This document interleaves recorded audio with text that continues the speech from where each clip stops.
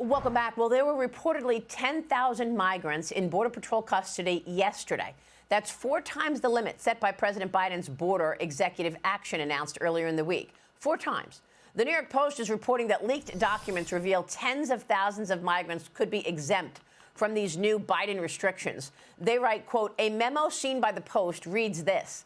Single adults and family units who are very hard to remove may be considered for processing of expedited removal or placed into Section 240 removal proceedings. In plain English, Section 240 removal means they're released into the United States. President Biden was asked about his border action last night on ABC News. Watch.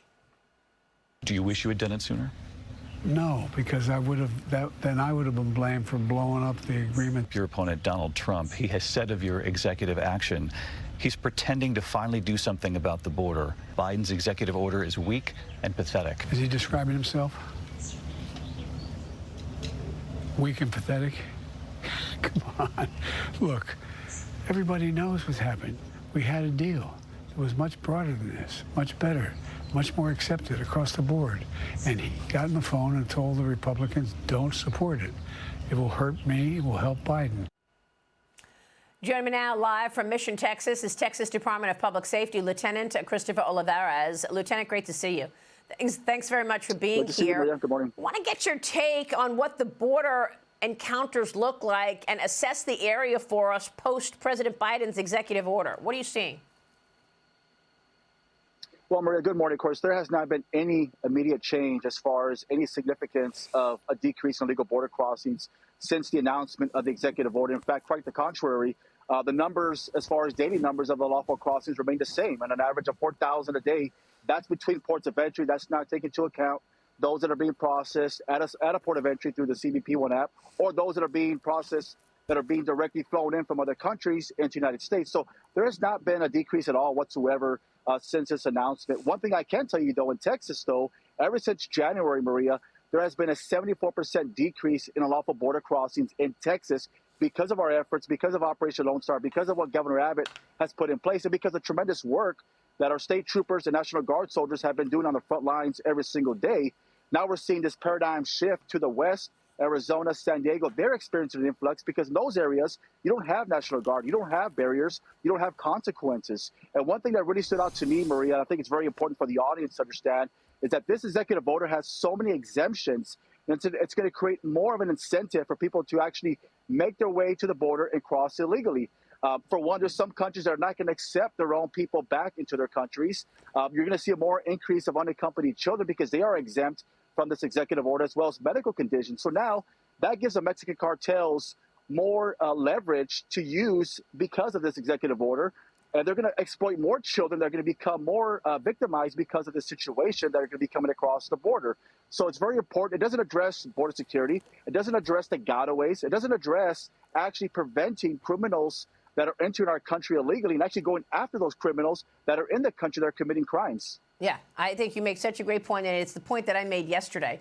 And that is, if you've got all these exemptions, like unaccompanied children are exempt, of course the drug cartels are going to exploit that. Of course they're going to go and, quote unquote, rent more kids, send them through, and then get them to pay their parents or whoever's going to pay for them. And they're just going to exploit children.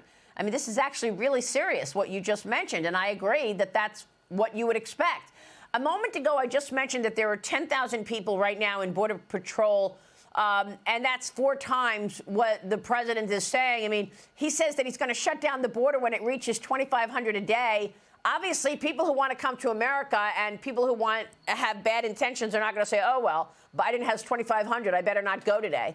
So where are these people going to go? If you're telling me it's 4,000 a day right now where you are, I know the peak was all the way up to 8,000 a day, right?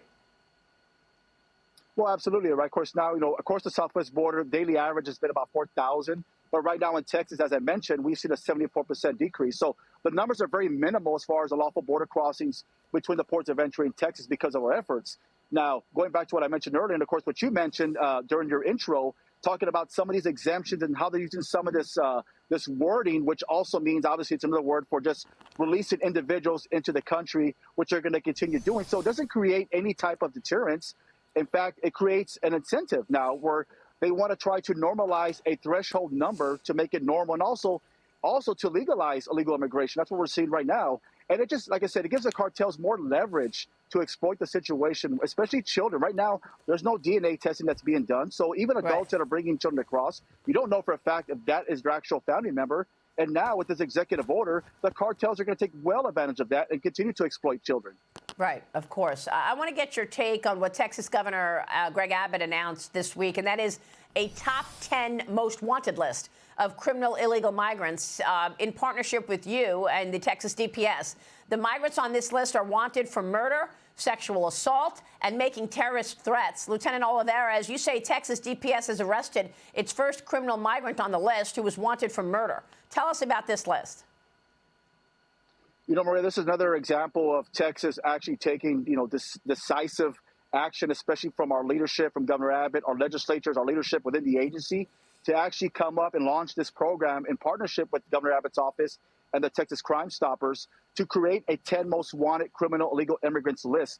These are dangerous individuals that have committed crimes in Texas, and some of them have been deported, and they have re-entered the country because, of course, we know what's happening right now, because when you have an unsecured border, you're going to have criminals from around the world that are going to make unlawful entry, which pose a significant threat to public safety and national security. These are dangerous criminals ranging from crimes from, burglary, assault, sex crimes with children, homicide. And the individual that we arrested yesterday was wanted for homicide. So these are dangerous individuals. Right now, since June 2011, we have documented well over 305,000 classified illegal immigrants that have committed crimes in Texas. Out of that number, 11,000 of those are wanted, and 4,000 of those are wanted for serious felonies. So these are dangerous criminals. But again, it shows what type of action we are taking, where we are actually addressing border security in Texas. We want to actually apprehend, identify, and arrest these criminals and take them to jail. So one thing that's very important to them, Maria, is that we need the public's help. They're the ones that can provide information on these wanted individuals. So that's why I ask anybody out there that has information on any of these individuals, you can go to our Texas DPS website or the governor's website. You can call 1-800-252-TIPS. That's our TIPS hotline, and you can provide information for a cash reward so we can actually identify and bring these individuals to justice. Well, we've been worried about this Venezuelan gang that we've heard about that's raging around in New York right now. The NYPD told us that this gang from Venezuela is incredibly dangerous. Are those people on the list part of a gang? What's your? Yeah, it's Tren de Aragua is the gang that I'm referring to. Yes, Maria, of course, we do have criminal gang members that are on this list. And that's why it's so important when we talk about border security and how the federal government has abdicated their responsibility to prevent the unlawful entry of criminal illegal immigrants, to include criminal gangs. Before we would always talk about MS-13, but now we're seeing this new gang from Venezuela, which is a prison gang, which they have established themselves in the country because, again, they've been allowed to enter the country illegally. We've seen all these crimes that are taking place in New York. Most recently, the 2 officers in New York that were shot, they were shot by one of these criminals that was part of a criminal gang from Venezuela. So very important. It's very critical that we have these type of programs in place so we can track down these criminals and bring them to justice. Well, no wonder we've got these new Fox News polls that find voters in 4 states trust Trump over Biden to do a better job handling both the border crisis and immigration in general. In Florida, voters favor Trump to handle the issue by 21 points. In Arizona, it's 20 points. Voters favor Trump by 17 points in Virginia and by 22 points in Nevada. Lieutenant, everybody knows that under the Trump administration, these numbers were very different. And, the people who were coming here were much lower numbers. Absolutely, Maria. Of course, the American people are well aware of what's taking place. They are upset. It is impacting them as well. We've seen so many crimes taking place throughout the country, so many victims that have been victimized by some of these criminal illegal immigrants that have been able to enter the country illegally. Fentanyl, so many victims that have died because of fentanyl poisoning. And we see what's happening right now. That's why every state is a border state. It does impact every single person in this country. And that's why it all goes back to having strong, decisive leadership that's willing to take action, that's willing to prioritize the safety and security of the American people in our country. Okay, we will leave it there. Lieutenant, thanks very much for all of your efforts. It's good to see you this morning. We so appreciate you. Christopher Olivarez in Mission, Texas this morning. Thank you, sir. We'll be right back. Stay with us.